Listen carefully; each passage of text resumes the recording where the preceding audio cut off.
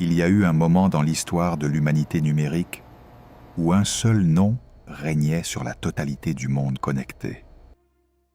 Un nom imprimé sur des centaines de millions d'écrans, gravé dans les habitudes de milliards d'individus, présent dans chaque bureau, chaque école, chaque foyer.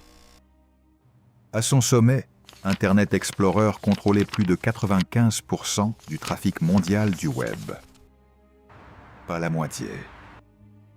Pas les 2/3. Un empire si total, si absolu, que ses architectes crurent sincèrement qu'il ne pourrait jamais tomber. Ils avaient tort. Imagine la scène. Nous sommes au tournant du millénaire. Le monde vient de survivre à la peur de l'an 2000, les téléphones portables commencent à peine à entrer dans les poches, et Internet, ce territoire neuf, sauvage, encore incompris, explose avec une violence créatrice sans précédent. Et au centre de tout cela, un navigateur bleu. Un simple carré avec la lettre E. Une icône si familière qu'elle était devenue synonyme d'Internet lui-même. Pour des centaines de millions de personnes, Internet Explorer n'était pas un outil pour accéder au web. Il était le web.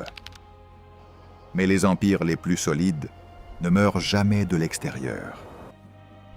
Ils meurent de l'intérieur, lentement, silencieusement, pendant que leurs gardiens dorment encore convaincus de leur invincibilité.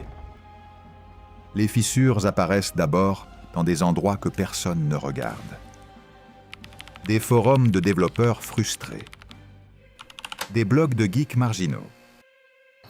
Des garages où des hommes et des femmes, armés de convictions et de lignes de code, commencent à construire quelque chose que le géant de Redmond n'a pas encore daigné remarquer. Quelque chose de plus rapide, de plus propre, de plus libre. Ce qui va suivre n'est pas simplement l'histoire d'un logiciel qui a perdu des parts de marché. C'est l'histoire d'une trahison. Celle d'une entreprise qui a trahi la confiance de ses utilisateurs, trahi les standards du web, trahi sa propre promesse d'innovation. C'est l'histoire de la naissance d'une résistance, celle de Mozilla et de Firefox, de la révolution silencieuse orchestrée depuis les couloirs de Google. C'est l'histoire d'un trône que l'on croyait éternel, renversé en quelques années par des forces que l'arrogance avait empêché de voir venir. Et voici ce qui est le plus troublant dans tout cela. La chute d'Internet Explorer n'est pas un événement du passé. C'est un miroir. Un avertissement gravé dans le marbre de l'histoire technologique qui continue de résonner aujourd'hui alors que de nouveaux empires numériques s'imaginent intouchables. Les mêmes erreurs, les mêmes angles morts, la même arrogance. La roue tourne et elle ne prévient jamais avant d'écraser ce qu'elle trouve sur son chemin. La question n'est pas de savoir si cela peut se reproduire. La question est de savoir si nous reconnaîtrons les signes avant qu'il soit trop tard. 95%. Laisse ce chiffre s'installer un instant. Pas la majorité, pas même une majorité écrasante. 95% de chaque connexion Internet sur la planète passait par un seul et même logiciel, développé par une seule et même entreprise, installé sur des centaines de millions d'ordinateurs sans que personne ne l'ait réellement choisi. C'était l'année 2002 et Internet Explorer n'était pas simplement le navigateur dominant. Il était, aux yeux du monde entier, la définition même d'Internet. Et derrière ce monopole absolu se cachait une histoire que peu de gens connaissent vraiment. Pour comprendre la chute, il faut d'abord comprendre la grandeur. Et la grandeur d'Internet Explorer commence non pas dans un laboratoire de génie, mais dans une guerre commerciale brutale, si menée à coups de dollars, de brevets et de stratégies d'élimination. À la fin des années 90, le web naissant était dominé par Netscape Navigator, un navigateur élégant, rapide, révolutionnaire pour son époque, qui avait capturé l'imagination d'une génération entière de pionniers numériques. Netscape était le symbole de cette nouvelle frontière digitale, et Microsoft l'avait regardé grandir avec une attention froide, calculatrice, prédatrice. Ce que Microsoft fit ensuite allait redéfinir pour toujours les règles du marché technologique. En 1995, Microsoft lança Internet Explorer 1, une première version rudimentaire, maladroite, franchement inférieure à son concurrent. Mais Microsoft ne jouait pas le jeu de la qualité. Microsoft jouait le jeu du volume et de la distribution.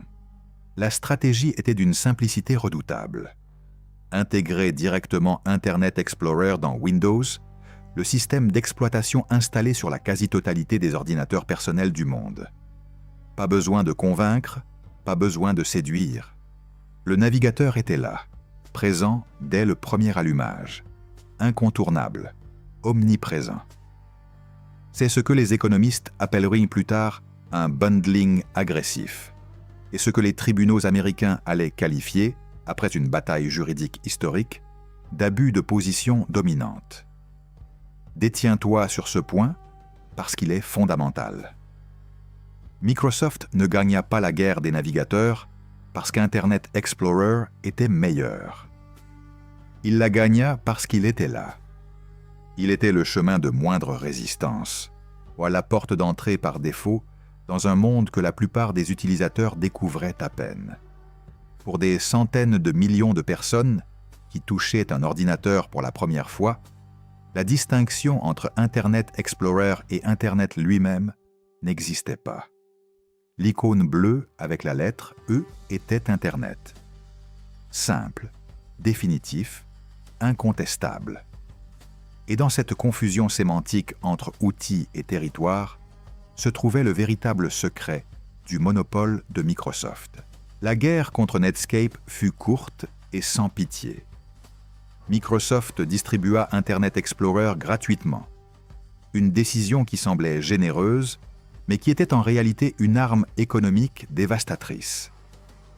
Netscape, qui tentait de vendre ses licences, se retrouva incapable de rivaliser avec un produit que Microsoft subventionnait à perte, distribuait massivement et intégrait directement dans chaque installation Windows. En 1998, Netscape était en ruine.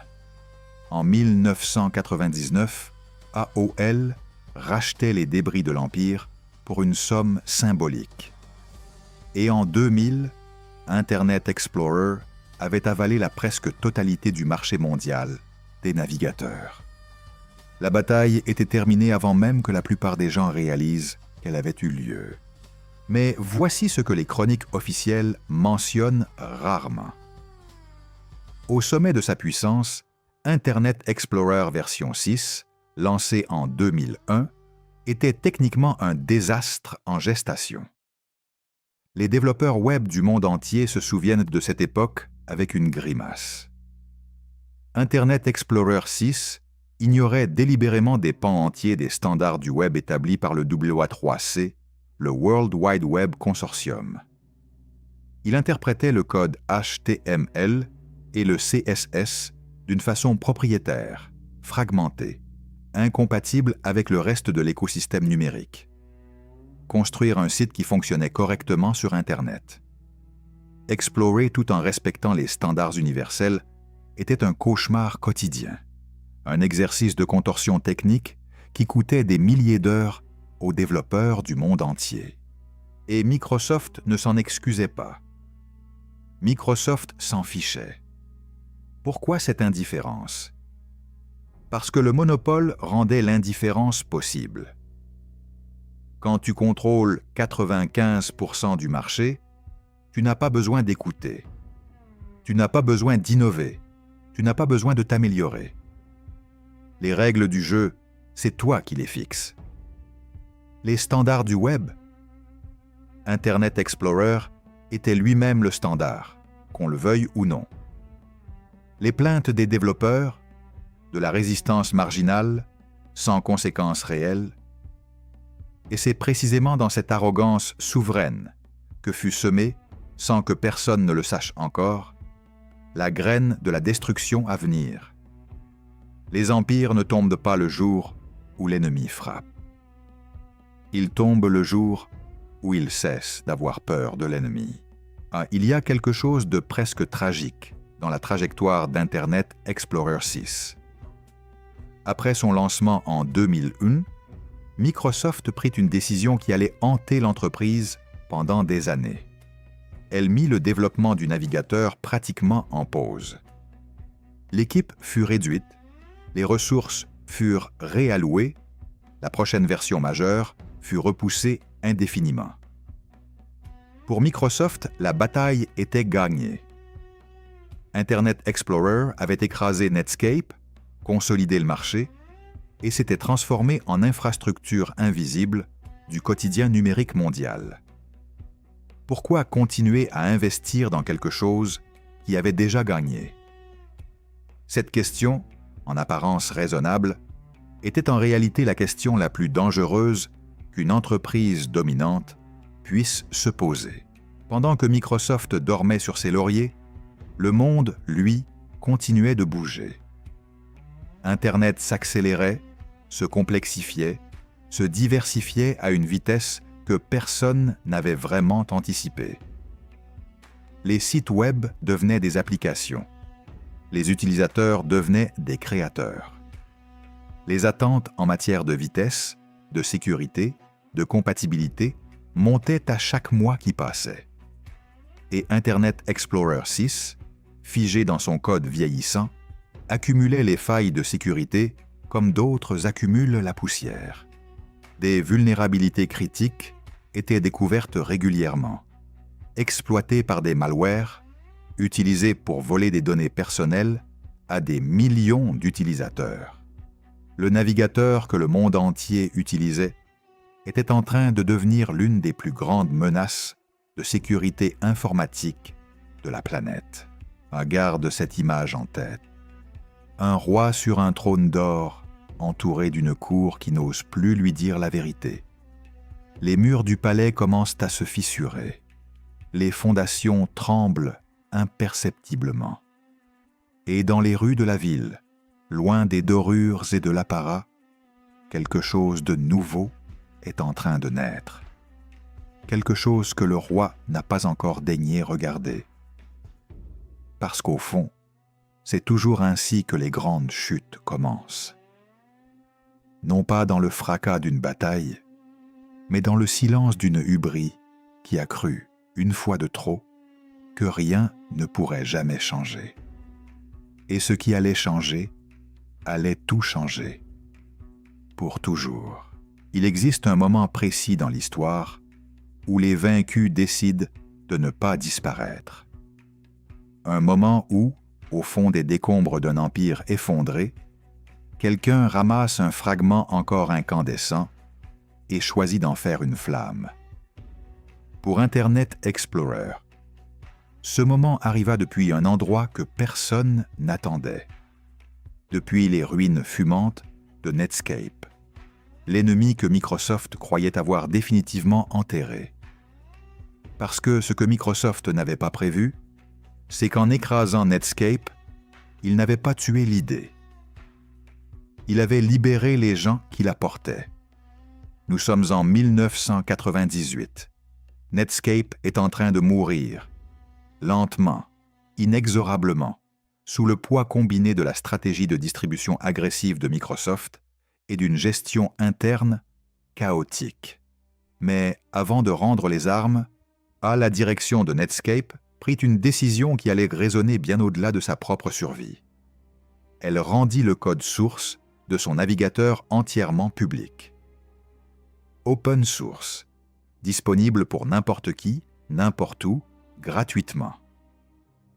C'était un geste désespéré, presque suicidaire, dans sa logique commerciale immédiate. Mais c'était aussi sans que personne ne le réalise pleinement à ce moment-là, l'acte fondateur d'une révolution. Garde cette idée en tête, parce que la suite va tout changer. Le projet s'appelait Mozilla. Un nom étrange, hybride, mélange de Mosaïque, le tout premier navigateur graphique de l'histoire, et de Godzilla, le monstre japonais qui écrase tout sur son passage. Il y avait dans ce nom une ambition à peine voilée, presque enfantine dans son audace. Une communauté de développeurs bénévoles, dispersés aux quatre coins du monde, sans salaire garanti ni structure corporative solide, allait tenter de construire un navigateur capable de tenir tête à la machine de guerre de Microsoft. Les professionnels du secteur souriaient, les analystes financiers haussaient les épaules. Et les développeurs de Mozilla, eux, continuaient à coder. Mais les premières années furent un cauchemar. Le code source libéré par Netscape était colossal, complexe et en grande partie illisible. Des années de développement accumulées en couches successives, comme un bâtiment dont les fondations auraient été réaménagées des dizaines de fois sans jamais être véritablement reconstruites. Les contributeurs se noyaient dans une architecture logicielle tentaculaire qui tentait de faire trop de choses à la fois. Navigateur, client mail, éditeur HTML, messagerie instantanée. Le projet Mozilla voulait être une suite complète d'applications Internet, un couteau suisse numérique. Et c'est précisément cette ambition démesurée qui faillit le tuer avant même qu'il ait eu la chance de naître. C'est ici qu'entre en scène un personnage que l'histoire officielle du web mentionne trop rarement. Dave Hyatt et Blake Ross, deux développeurs dont l'un était encore étudiant à l'université de Stanford, prirent une décision radicale au début des années 2000. Abandonner la suite Mozilla dans sa totalité et repartir de zéro avec un objectif unique, simple, obsessionnel, construire le meilleur navigateur possible et rien d'autre. Pas de client mail, pas d'éditeur, pas de messagerie, juste un navigateur. Rapide, propre, respectueux des standards. Ce projet interne, d'abord baptisé Phoenix puis Firebird avant de trouver son nom définitif, allait devenir Firefox. Et Firefox allait changer le monde. Imagine la scène avec précision. Nous sommes en novembre 2004. Firefox 1.0 est mis en ligne pour téléchargement public. En moins de 100 jours, il est téléchargé plus de 25 millions de fois. 25 millions. Pour un logiciel créé par une organisation à but non lucratif, distribué sans budget marketing significatif, porté uniquement par le bouche à oreille d'une communauté de passionnés. La fondation Mozilla avait même réussi à financer une double page dans le New York Times, payée entièrement par des dons d'utilisateurs dont les noms étaient listés en petits caractères dans l'annonce. C'était plus qu'un lancement de produit. C'était une déclaration d'indépendance numérique. Mais qu'est-ce qui rendait Firefox si différent? Pourquoi des millions de personnes prirent-elles la peine de télécharger, d'installer et d'adopter un navigateur alternatif à une époque où la grande majorité des utilisateurs ne savaient même pas qu'une telle chose était possible? La réponse tient en quelques mots. Firefox était ce qu'Internet Explorer aurait dû être. Il était rapide là où Internet Explorer était lent. Il était sécurisé là où Internet Explorer était troué comme un gruyère. Il introduisit la navigation par onglets, une révolution d'usage que Microsoft avait ignorée pendant des années. Il bloquait les pop-up, ces fenêtres publicitaires intrusives qui avaient transformé la navigation web en parcours du combattant.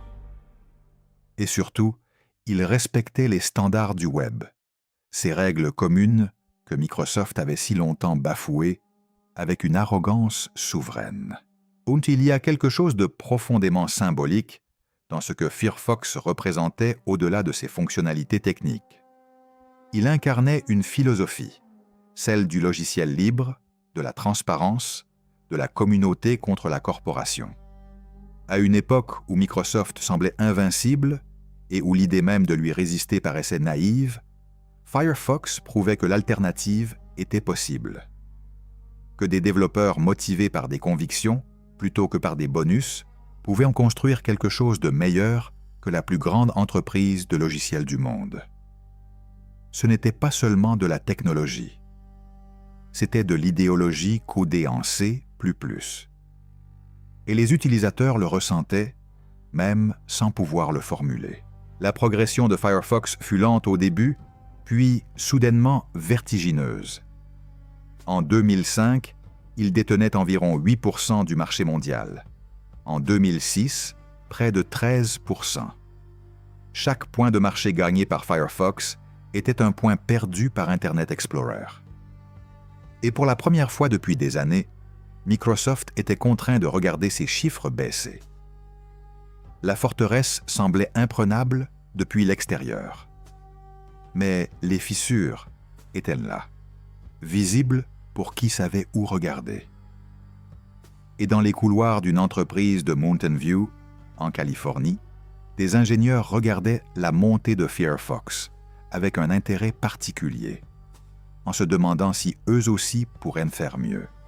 Déteste-toi un instant sur ce paradoxe extraordinaire. L'entreprise qui allait porter le coup fatal à Internet Explorer n'était pas encore dans la course. Firefox avait ouvert la brèche, prouvé que le monopole était vulnérable, rééduqué des millions d'utilisateurs à l'idée qu'ils avaient le droit de choisir leur navigateur. Firefox avait fait le travail le plus difficile, celui de changer les mentalités. Mais la bataille finale, elle, allait être livrée par quelqu'un d'autre. Quelqu'un qui n'avait pas encore dit un mot. Quelqu'un dont le nom, dans quelques années, allait devenir aussi synonyme de navigation web qu'Internet Explorer l'avait été, mais pour des raisons radicalement différentes. Et voici ce qu'il faut comprendre avant d'aller plus loin.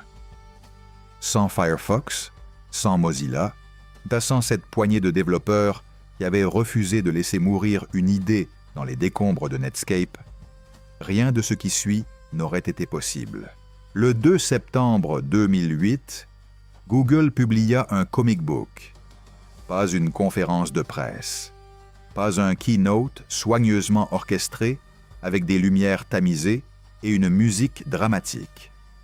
Un comic book dessiné, illustré, distribué gratuitement sur Internet, qui expliquait, page après page, pourquoi Google avait décidé de construire son propre navigateur et ce qui le rendait fondamentalement différent de tout ce qui existait. C'était une façon de communiquer étrange, presque déconcertante pour une entreprise de cette taille. Mais il y avait dans ce choix quelque chose de délibéré, une intention claire de parler directement aux développeurs, aux curieux, aux passionnés, ceux qui avaient le pouvoir de faire ou défaire une réputation technologique. Et ce qu'ils lisaient dans ce comic book allait les électriser.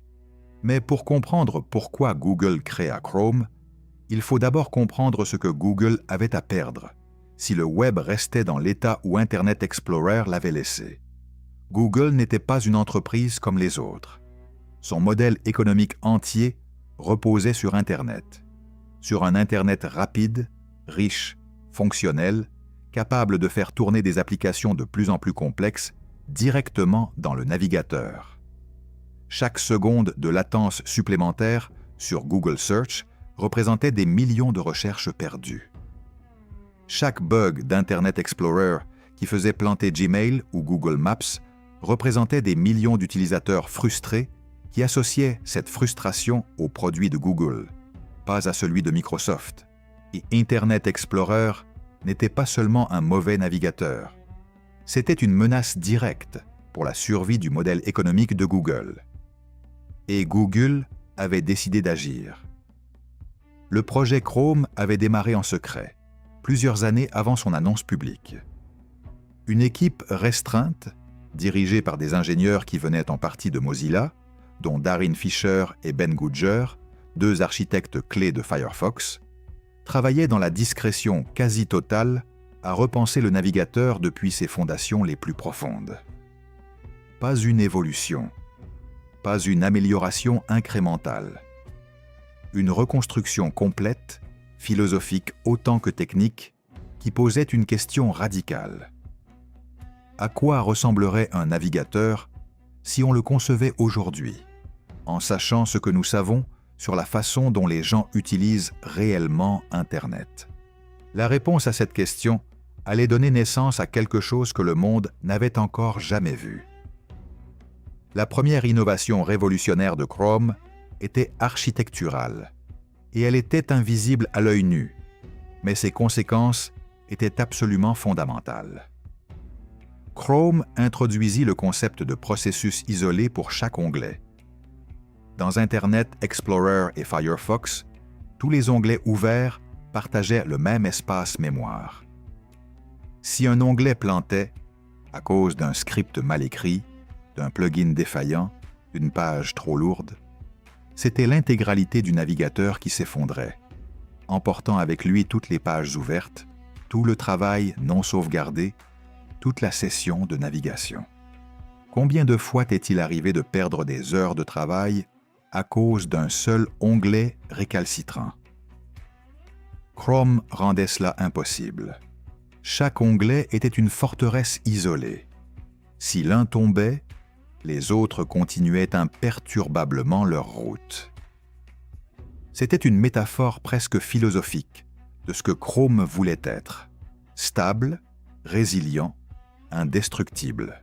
La deuxième innovation était la vitesse. Google avait développé un moteur JavaScript entièrement nouveau, baptisé V8, dont la performance dépassait celle de tous ses concurrents dans des proportions qui semblaient presque irréelles au moment du lancement. JavaScript était le langage de programmation qui alimentait l'interactivité des pages web, les boutons qui réagissent, les formulaires qui se valident, les applications qui fonctionnent directement dans le navigateur. Plus V8 était rapide, plus les applications web pouvaient être ambitieuses, complexes, puissantes. Google ne construisait pas simplement un navigateur pour afficher des pages. Google construisait une plateforme pour faire tourner la prochaine génération d'applications. Des applications qui n'auraient plus besoin d'être installées sur ton ordinateur, donc parce qu'elles vivraient entièrement dans le cloud. C'était une vision du futur numérique que Microsoft n'avait pas encore commencé à imaginer. Il y avait aussi dans Chrome une troisième dimension, moins technique mais tout aussi décisive: le design. Chrome fit le choix radical de la disparition.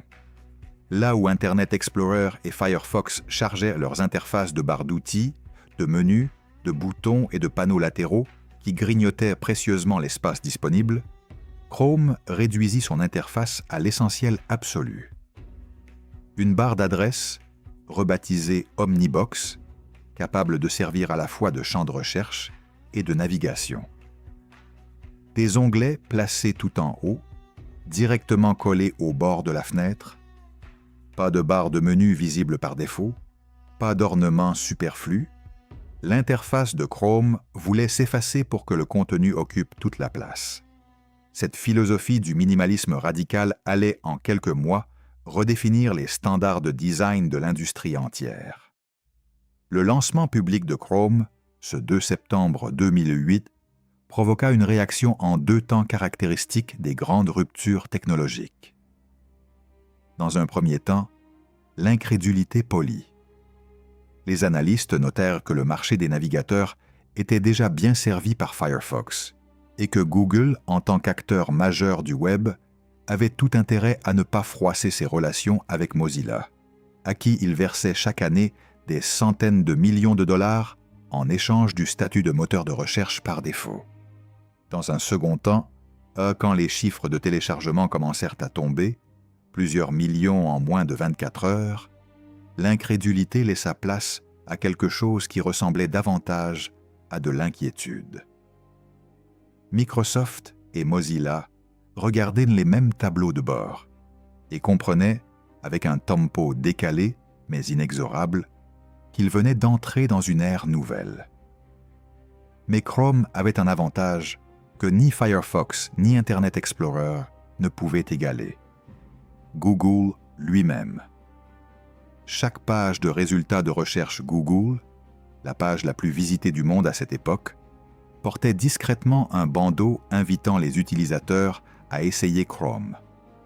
Chaque service Google, Gmail, Google Maps fonctionnait légèrement mieux, légèrement plus vite dans Chrome que dans les navigateurs concurrents. Ce n'était pas de la tromperie, c'était de l'optimisation. Si, mais l'effet était le même. Chaque fois qu'un utilisateur de Gmail souffrait d'une lenteur sur Internet Explorer, il y avait là, à portée de clic, un lien vers Chrome. Google avait compris avant tout le monde que la distribution était la clé. Exactement comme Microsoft l'avait compris une décennie plus tôt avec Windows. La différence, c'est que Google construisait quelque chose qui méritait vraiment d'être distribué. Détiens-toi sur cette ironie vertigineuse. Microsoft avait gagné la première guerre des navigateurs en utilisant sa position dominante sur les systèmes d'exploitation pour imposer Internet Explorer à des centaines de millions d'utilisateurs. Google allait gagner la guerre suivante en utilisant sa position dominante sur les services web pour distribuer Chrome à ces mêmes centaines de millions d'utilisateurs. La tactique était identique dans sa structure. Mais le contexte avait tout changé. Parce que cette fois, le navigateur distribué était réellement meilleur. Et dans la bataille entre la force de distribution et la qualité du produit, quand les deux sont alignés du même côté, le résultat n'est pas une victoire. C'est une conquête. La question n'était plus de savoir si Chrome allait dépasser Internet Explorer. La question était de savoir combien de temps cela allait prendre. Et la réponse allait surprendre même les plus optimistes. Il existe une question que les historiens de la technologie se posent encore aujourd'hui, avec une fascination mêlée d'incrédulité. Comment une entreprise aussi puissante que Microsoft, avec ses ressources quasi illimitées, ses milliers d'ingénieurs parmi les mieux payés du monde et sa domination absolue sur le marché, a-t-elle pu laisser Internet Explorer mourir aussi lentement, aussi visiblement, sans jamais véritablement réagir? La réponse n'est pas simple. Elle n'est pas non plus une question de malchance ou de mauvais timing. Elle est le portrait clinique d'une organisation qui avait cessé d'avoir peur et qui, en cessant d'avoir peur, avait cessé de progresser. Ce que nous allons examiner maintenant, ce sont les erreurs qui ont tué Internet Explorer. Pas les erreurs de ses ennemis, les siennes. Le premier péché fut celui de l'immobilisme délibéré. Après le lancement d'Internet Explorer 6 en 2001, Microsoft laissa passer 5 années entières sans publier de nouvelles versions majeures de son navigateur. 5 ans. Dans un secteur où les cycles d'innovation se mesuraient en mois, où les usages évoluaient à une vitesse vertigineuse, où les attentes des utilisateurs changeaient profondément chaque trimestre, Microsoft choisit le gel total. Internet Explorer 7 ne sortit qu'en 2006 et Internet Explorer 8 en 2009, soit 8 années de quasi-stagnation pendant lesquelles Firefox gagnait régulièrement des parts de marché et construisait une base d'utilisateurs fidèles. Ce n'était pas de la négligence. C'était une décision stratégique consciente et fondée sur la conviction que le marché était acquis et qu'il n'était pas nécessaire d'investir pour défendre ce qui semblait indéfendable. Cette conviction était la première et la plus fatale des erreurs. Le deuxième péché fut celui du mépris des standards. Le W3C, le World Wide Web Consortium, travaillait depuis des années à établir des règles communes pour le développement web, des spécifications techniques que tous les navigateurs devraient respecter pour garantir qu'une page web s'affiche de façon cohérente partout, pour tout le monde. Internet Explorer les ignora systématiquement, délibérément, et imposa ses propres interprétations propriétaires du HTML et du CSS. Les développeurs web du monde entier furent contraints d'écrire du code spécifiquement pour Internet Explorer, du code qui ne fonctionnait nulle part ailleurs, en plus du code standard qu'ils devaient maintenir pour les autres navigateurs. Cette double charge représentait des millions d'heures de travail perdues chaque année à l'échelle mondiale. Et chaque développeur qui souffrait de cette contrainte devenait un ennemi silencieux d'Internet Explorer, un ambassadeur négatif qui recommandait à ses clients, à ses employeurs et à son entourage de passer à autre chose dès que l'alternative devenait viable. Le troisième péché, et peut-être le plus dévastateur aux yeux du grand public, fut celui de la sécurité. Internet Explorer 6 était un gouffre, un abîme béant à travers lequel des millions de machines furent infectées. Des milliards de données personnelles furent volées. Des réseaux entiers d'entreprises furent compromis. Les failles de sécurité se succédaient à un rythme alarmant, certaines restant sans correctif pendant des mois entiers après leur découverte publique.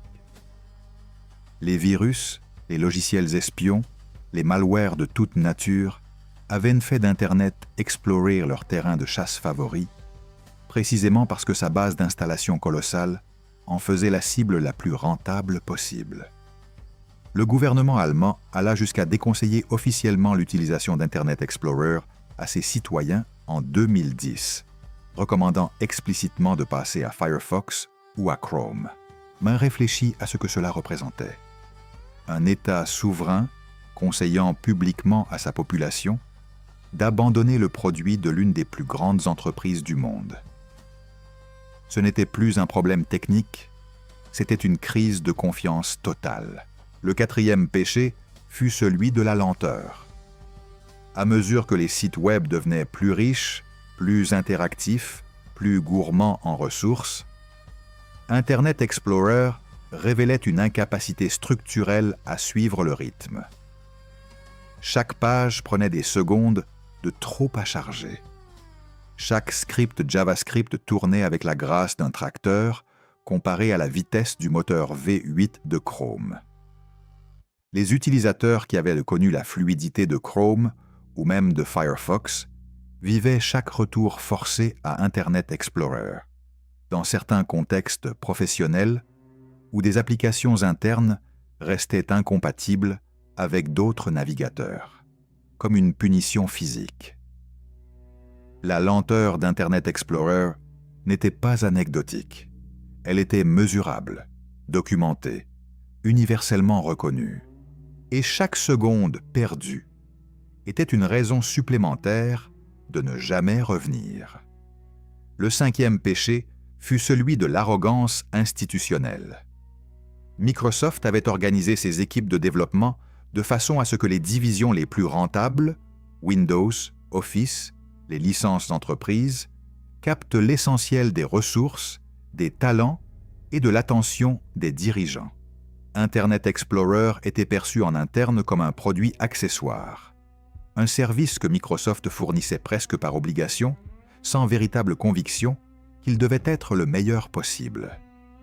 Les ingénieurs les plus brillants ne rêvaient même pas de travailler sur Internet Explorer. Les managers les plus ambitieux ne construisaient pas leur carrière sur le navigateur. Il existait au sein même de Microsoft une forme de mépris poli envers l'équipe Internet Explorer. Une équipe qui travaillait sur un produit que personne en interne ne semblait vraiment aimer et qui se débattait avec un code vieillissant que personne ne voulait vraiment réécrire de fond en comble. Le sixième péché fut celui du retard mobile.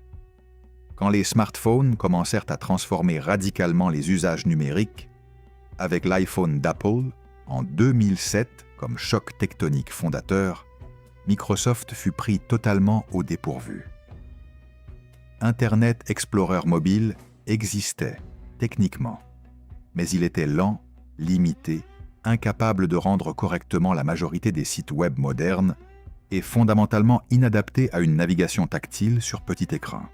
Et pendant que Apple construisait Safari pour mobile et que Google développait Chrome pour Android, Microsoft tentait de transposer un navigateur conçu pour le bureau sur un écran de 10 cm.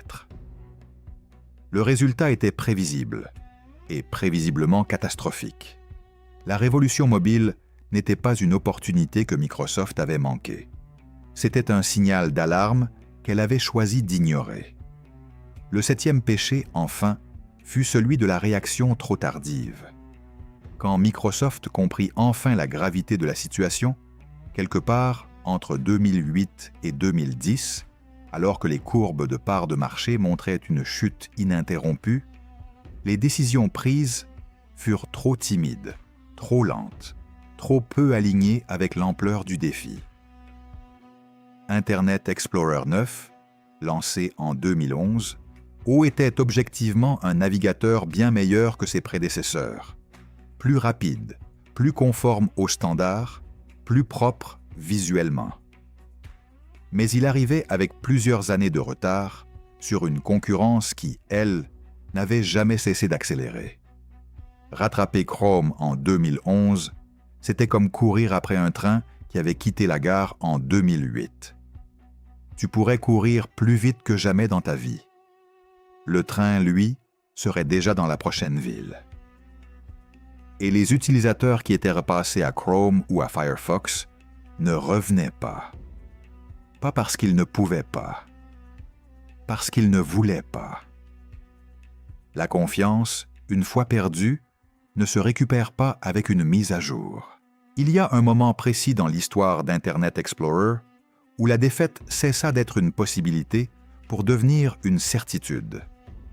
Ce moment n'arriva pas dans une salle de réunion chez Microsoft. Il n'arriva pas lors d'une conférence de presse ou d'une annonce officielle.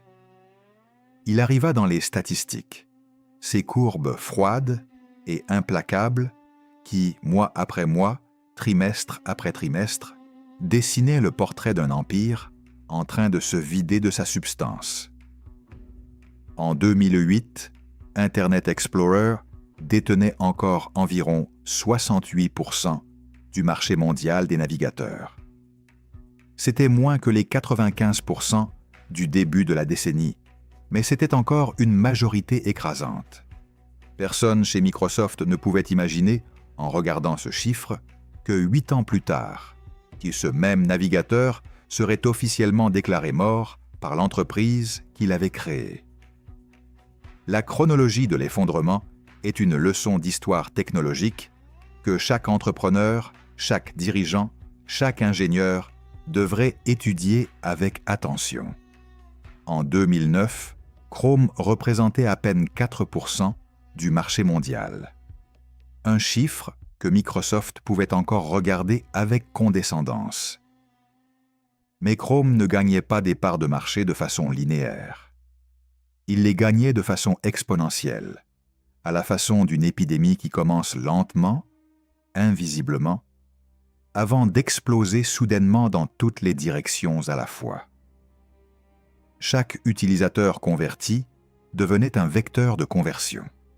Chaque développeur qui construisait pour Chrome en premier créait des expériences qui fonctionnaient moins bien ailleurs.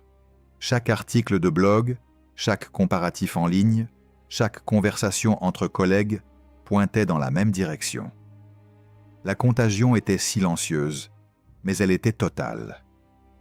En 2010, Internet Explorer passa pour la première fois en dessous de la barre symbolique des 50% sur certains marchés européens. C'était plus qu'une statistique. C'était un signal psychologique d'une portée considérable. Internet Explorer n'était plus majoritaire. Pour la première fois depuis plus d'une décennie, la majorité des internautes européens utilisaient autre chose. Firefox tenait solidement entre 25 et 30%. Chrome accélérait à une vitesse qui inquiétait désormais ouvertement les analystes du secteur. Et Internet Explorer reculait sans interruption, sans répit, sans le moindre signe de stabilisation. Microsoft lança des campagnes marketing publia des comparatifs de performance, tenta de reconquérir la narration publique autour de son navigateur. Mais le mal était fait, et une campagne marketing ne répare pas des années de négligence accumulées. Déteste-toi sur ce qui se passait en coulisses chez Microsoft pendant ces années cruciales. L'entreprise traversait simultanément plusieurs crises internes majeures qui dispersaient son attention et ses ressources. La bataille pour le marché mobile contre Apple et Google mobilisait des équipes entières. Le développement de Windows 7 puis de Windows 8 absorbait l'essentiel de l'énergie créative de l'organisation. Et Internet Explorer, ce navigateur que tout le monde utilisait encore, mais que personne ne semblait vraiment défendre avec conviction, continuait de dériver. Des versions se succédaient, Internet Explorer 9 en 2011, Internet Explorer 10 en 2012, Internet Explorer 11 en 2013, chacune meilleure que la précédente sur le plan technique, mais chacune arrivant trop tard dans une course où les règles avaient déjà changé. En 2012, Chrome dépassa officiellement Internet Explorer en part de marché mondial. Ce jour-là marqua la fin d'une époque. Pas le début de la fin elle-même, dans ce qu'elle avait d'irréversible et de définitif. Chrome était désormais le navigateur le plus utilisé de la planète et Internet Explorer reléguait à la deuxième place pour la première fois depuis 1999. La vitesse à laquelle ce renversement s'était produit était stupéfiante. À peine 4 ans après le lancement de Chrome, l'empire de Microsoft était tombé. 4 ans. Dans certains pays d'Asie du Nord et en Europe du Nord, la part d'Internet Explorer était déjà tombée sous les 20%. Le recul n'était pas une correction. C'était un effondrement. Face à cette réalité de plus en plus impossible à nier, Microsoft prit en 2015 une décision qui était à la fois courageuse et tragiquement tardive. Lancer un navigateur entièrement nouveau, rebaptisé Edge, pour accompagner Windows 10. Edge était construit sur un moteur différent, conçu avec une philosophie d'interface épurée, directement inspirée de Chrome, et clairement positionné comme une rupture avec l'héritage empoisonné d'Internet Explorer. Microsoft communiqua abondamment sur ce que Edge n'était pas. Il n'était pas Internet Explorer. Il n'avait pas les problèmes d'Internet Explorer. Il ne portait pas le poids de l'histoire d'Internet Explorer. Mais le problème avec cette stratégie de distanciation était précisément son aveu implicite. Microsoft reconnaissait publiquement que son navigateur précédent était si endommagé dans l'esprit des utilisateurs que la seule façon d'avancer était de faire comme s'il n'avait jamais existé. Et pourtant, même Edge ne parvint pas à inverser la tendance. Les utilisateurs avaient changé. Leurs habitudes étaient ancrées dans Chrome, avec la profondeur de racines plantées depuis des années, leurs extensions, leurs mots de passe sauvegardés, leur historique, leurs favoris, leur façon de travailler quotidiennement. Changer de navigateur était devenu un coût psychologique et pratique que la grande majorité des utilisateurs n'étaient pas disposés à payer, surtout pour un produit qui venait de la même entreprise qui leur avait infligé des années d'Internet Explorer. Edge plafonna à des parts de marché modestes, et Microsoft, dans une décision finale qui ressemblait à une capitulation, annonça en 2018 qu'Edge allait lui-même être reconstruit de zéro, cette fois basé sur Chromium, le moteur open source développé par Google. Microsoft avait essayé de concurrencer Google. À la fin, il construisit son navigateur avec les briques de Google. Le coup de grâce officiel vint le 15 juin 2022. Ce jour-là, Microsoft annonça la fin du support d'Internet Explorer 11, la dernière version encore maintenue du navigateur. Plus de mises à jour, plus de correctifs de sécurité, plus rien. Internet Explorer était officiellement, légalement, définitivement mort. La décision était depuis longtemps inévitable. Le navigateur ne représentait plus qu'une fraction infime du trafic mondial. Utilisé principalement dans des environnements d'entreprise, bloqué sur des applications obsolètes qui n'avaient ou jamais été mises à jour pour fonctionner avec des navigateurs modernes. Mais la symbolique de cette annonce était immense. Microsoft enterrait officiellement celui qui avait été, pendant une décennie entière, le maître absolu d'Internet. Et la plupart des gens ne le remarquèrent même pas. Ce qui était, à sa façon, la forme de mort la plus humiliante possible. L'épitaphe d'Internet Explorer, si l'on devait en écrire une, tiendrait en quelques mots. Il naquit d'une guerre, régna par la force, vieillit par arrogance et mourut par indifférence. Mais garde cette pensée en tête, parce qu'elle est plus importante que tout ce qui précède. Internet Explorer ne fut pas tué par Chrome ou par Firefox. Il fut tué par la certitude que rien ne pourrait le tuer. Et cette certitude-là n'appartient pas à une époque révolue. Elle est vivante aujourd'hui, dans d'autres entreprises, sur d'autres marchés, derrière d'autres écrans. La roue tourne toujours. Et ceux qui l'oublient finissent toujours par se retrouver dessous. Quand un empire s'effondre, il ne disparaît jamais sans laisser de traces. Rome est tombée, mais ses routes existent encore. L'Empire ottoman s'est dissous, mais ses frontières continuent de dessiner le monde contemporain. Et Internet Explorer, ce navigateur que des milliards d'êtres humains ont utilisé pendant des années parfois, sans même en connaître le nom, a laissé derrière lui un héritage qui va bien au-delà des parts de marché et des statistiques de téléchargement.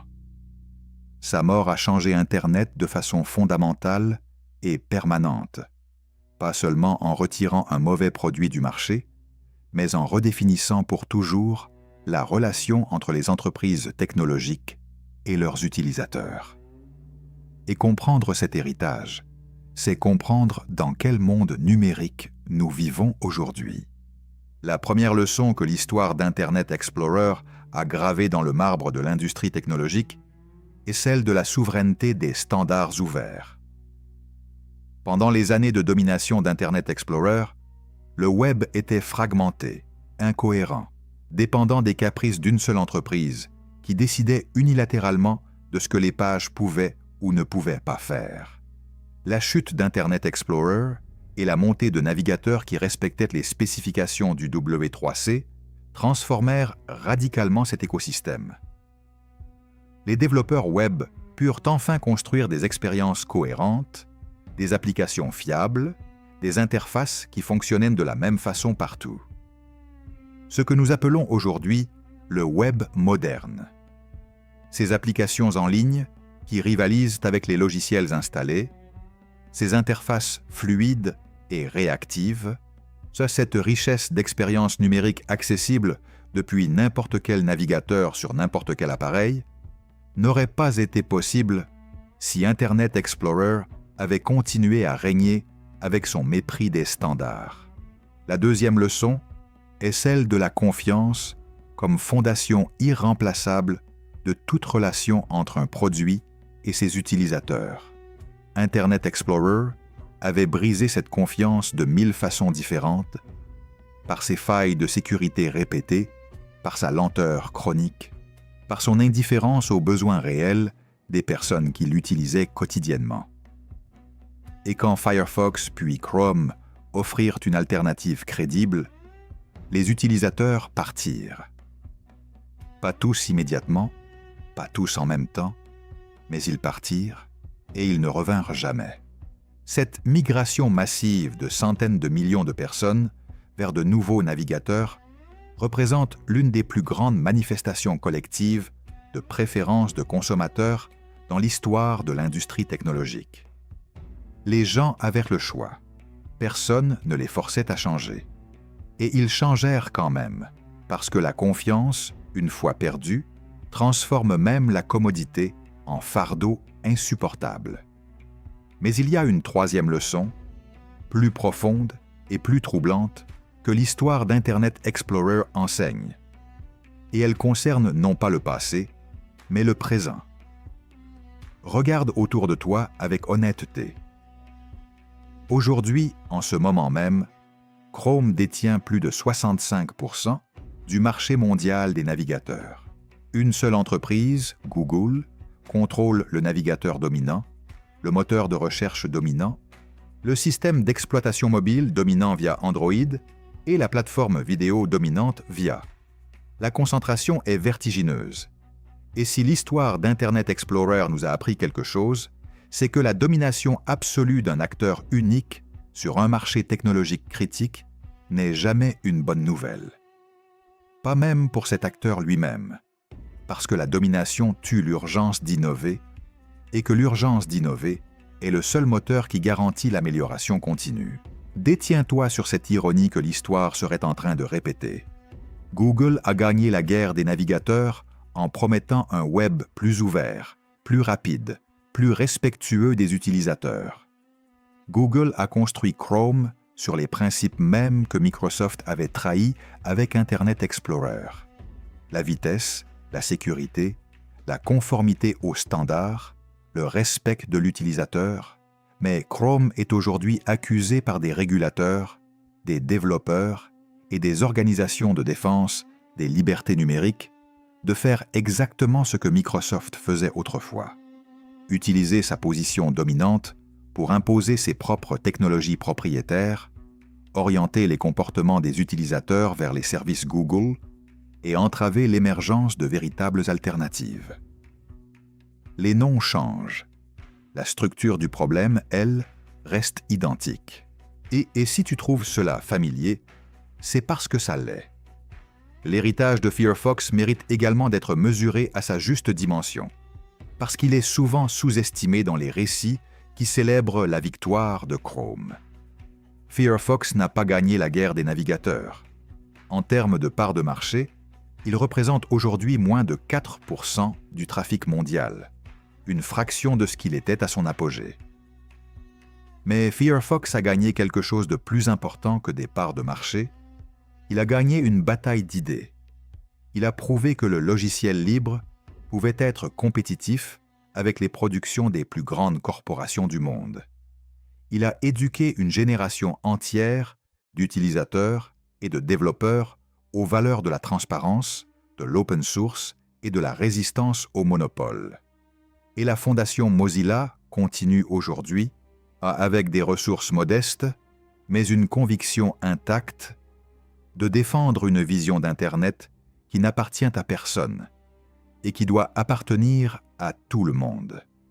Il y a quelque chose d'étrangement émouvant dans ce que représente l'icône bleue avec la lettre et pour ceux qui ont grandi avec elle. Pour une génération entière, Internet Explorer était la porte d'entrée dans un monde nouveau. Le monde d'Internet, avec ses promesses de connexion, de connaissance et de liberté. Ses premières heures passées à explorer le web naissant, ses premières recherches maladroites, ses premières découvertes éblouissantes, beaucoup d'entre elles se sont faites à travers cette fenêtre bleue imparfaite.